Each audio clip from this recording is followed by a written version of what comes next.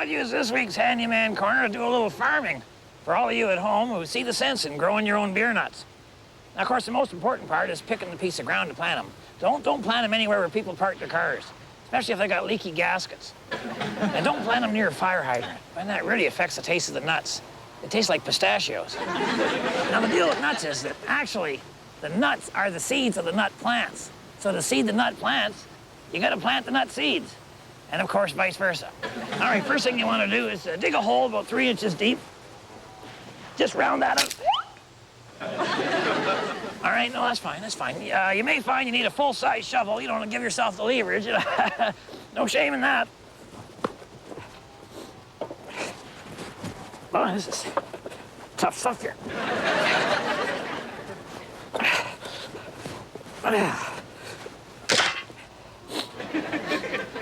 All right, now, at this point, a lot of people would pick another piece of ground. But a lot of people aren't me. Not that that bothers them. I figure I'm a man and this is dirt. Dirt does not tell me where to go. Everybody else does that. So if I've got the plan to put my seeds here, it's up to the spot here to adapt to my plan.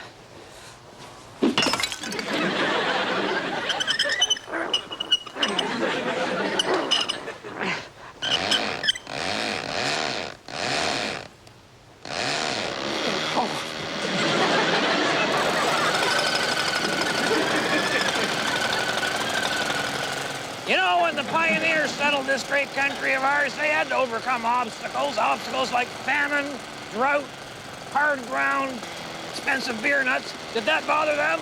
No, sir. They tried to reason with the problem, tried to solve it in a peaceful way, but eventually, when push came to shove, they'd take their beer nut and they'd shove it into their customized BB beer nut planter. Just load her in there, fire her up, let nature take its course. So remember, the women don't find you handsome. They should at least find you handy. Hey, you know, maybe the people next door would like to have a beer nut tree of their own. That'd be neighborly. Hey! Sorry, must be vegetarians. This week on Handyman Corner, I'm gonna take you outside and show you something you can do with something that everybody has at least one of in their backyard. An old junk car. You know, maybe you found the car, or it come with the house, or you just got up one morning and there it was, dropped out of a plane or something. You can tell a lot about people, about what that kind of car and they have. And maybe they just hang out of it for sentimental value, or maybe it has no wheels, but we want to show you something that you can do with these things with a little bit of innovation. Maybe you can make a play fort for the kids, or in our case today, a fabulous, fabulous garden center. Let me show you here. Now, this is the garden shed. And in here, I keep all my gardening tools and my weed whacker, my weed whipper, my weed whip whacker, whack whipper, and the whip and whack, and the weed and the weedies, and the weedies. They're all in here, and what is that? That little fella shouldn't be in there. Now, in this area in the car, you've always wanted a greenhouse. How about a greenhouse with AM/FM radio, heat control, defrost, side vents, top vents. We don't have a sunroof on this. Maybe you're lucky enough to have a sunroof, and you could even have an air conditioner. You can adjust the air temperature just by rolling up and down the windows, or you want to just blow you want your plants to all grow one way. You just open them and just blow, and fabulous, fabulous thing. And let me show you something else we got over here, way over the other side here. This is an interesting way to grow tomatoes. You hook them right onto the radio aerial, and then as the tomatoes grow up, so does the aerial. And the radio waves will give you a very unusual taste. Kind of well, you can set them for heavy metal or middle-of-the-road tomatoes, whatever it is that you want. Now, for your, maybe you got some tropical plants that require a little more warmth, a little more humidity. Here's your spot right here. And these things will grow. You only have to start her up 2 or 3 times a day, and these will just flourish in here. And, you know, you think about watering your plants and so forth, and I say, you know, why risk getting another hernia, carrying a watering can or what have you, when you've got the rad hose here. You might have to put an extension on that, you know, put another couple extra feet on that, but you take her right back here. I had the greenhouse locked, and Get right in there. You got the, this is your, you got safety, we got security, full security here. Get in here, and then all you gotta do is start up your engine. And she, there we go, and I can just hose her right down there.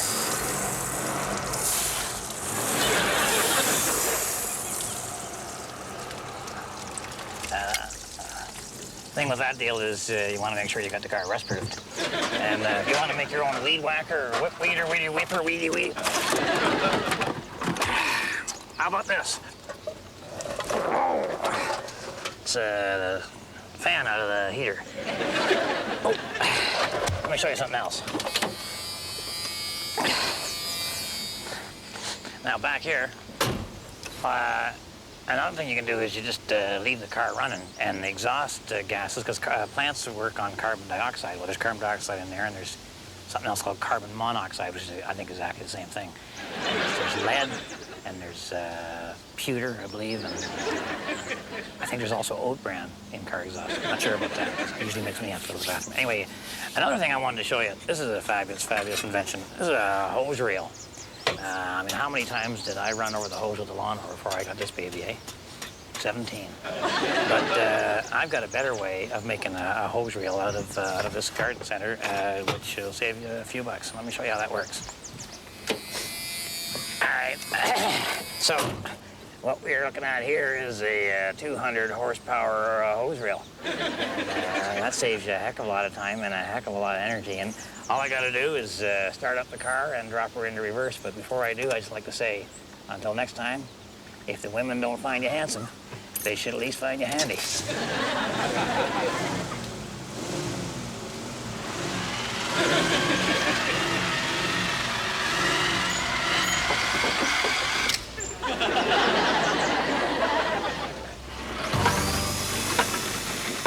This week on Handyman Corner, we're going to show you something fun you can do with a bed for those of you who are over 50 and are looking for alternatives.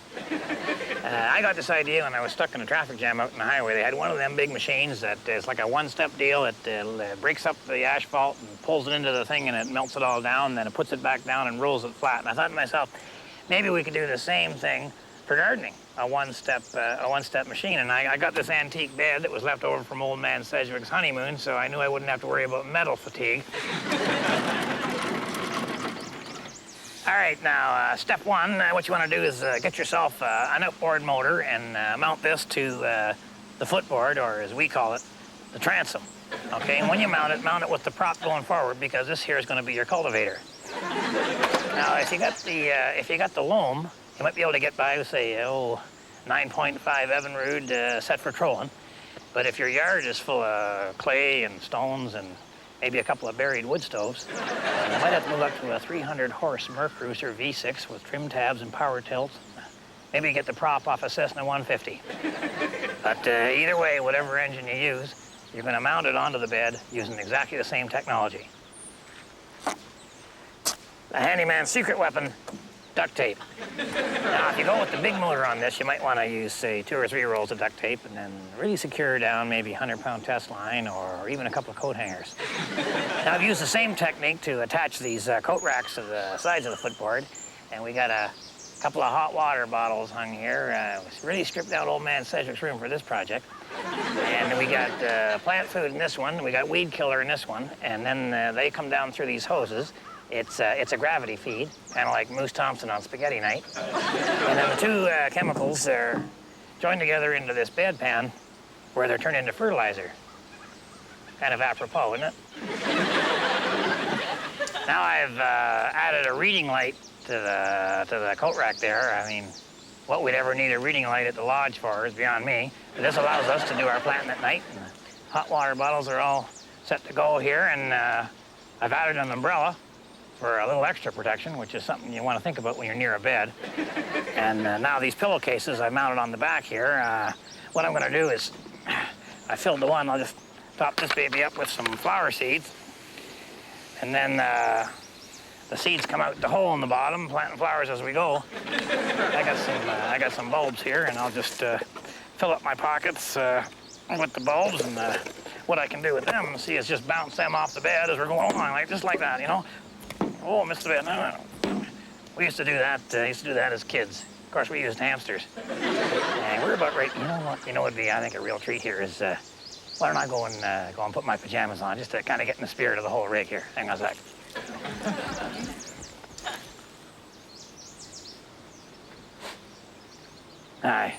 I forgot.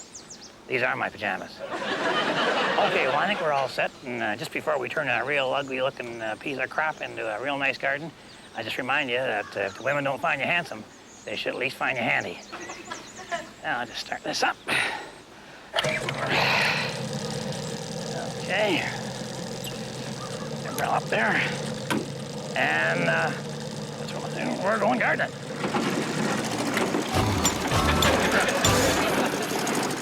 One thing that's gotten real popular over the last few years is gardening.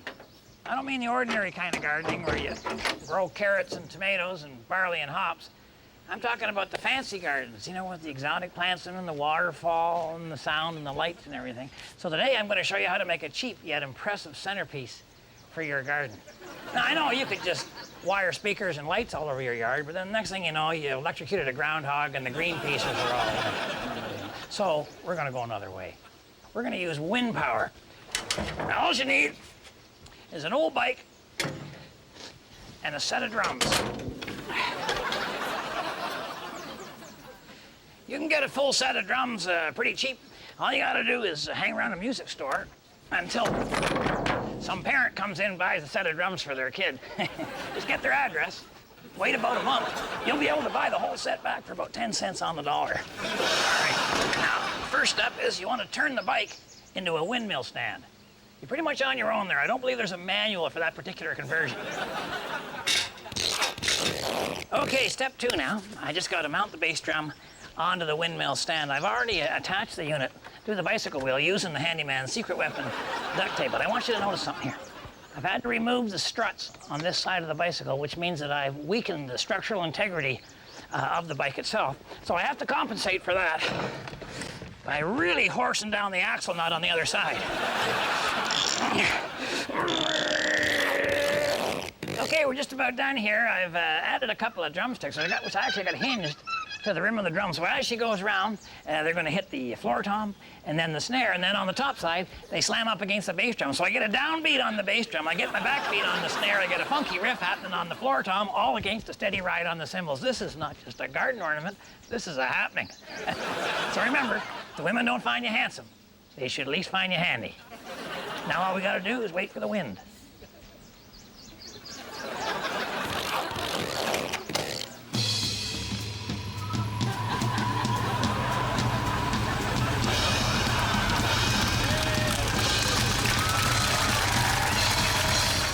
Gardening is a lot of work. I know, because I often zap by the gardening channel between games. But you know the thing I don't like about gardening? Well, there are so many, but the main one is that you're totally at the whim of the weather. Well, no more. I can drive this portable garden to get the weather I want. I can drive it into the sun or sneak it under my neighbor's sprinkler for watering. Heck, if there's a risk of frost, I can park my whole garden in the garage. Now, I know some people grow stuff for salads and casseroles, but they eat vegetables. I got a way better idea. Take a bucket of water, throw a little sugar in there. Actually, a lot of sugar. Then you add some brewer's yeast. Okay, mix that stuff real good in there. Then what you want to do is pour that into your gas tank. That's going to become the base of your alternate fuel. Now all we do is add some corn from our portable garden here. So first of all, get rid of your gas cap, replace that with a battery-powered carburetor, and you're in business.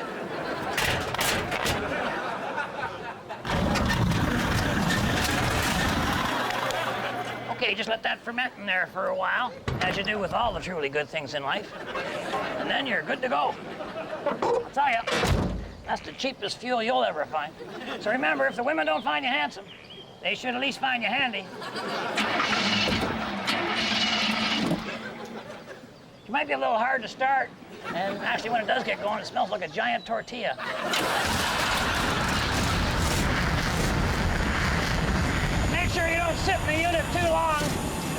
gonna get root rot.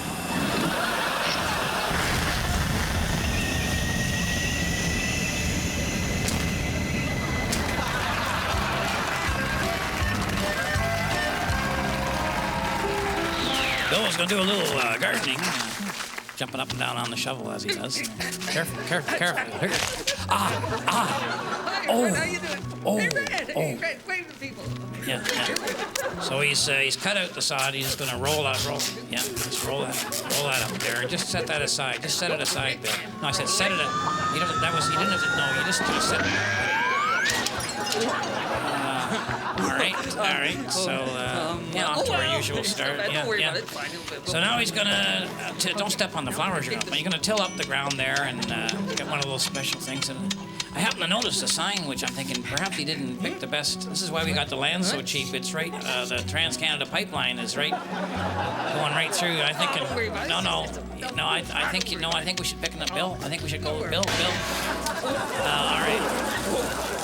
This is what I'm saying. Yeah. You know, it's really, Bill, really hard to deal with 2,000 miles of gas. You know, we learned that in Mexican night. There we are. Beautiful job. Oh. No, you didn't seal the leak. You just put out the flame. That's gas. Bill, that's gas on it. Why don't we just leave? Let's just go. Let's leave. Let's go. Let's just. Bill, no. I don't. That's a short-term solution to a long-term. No, don't jump.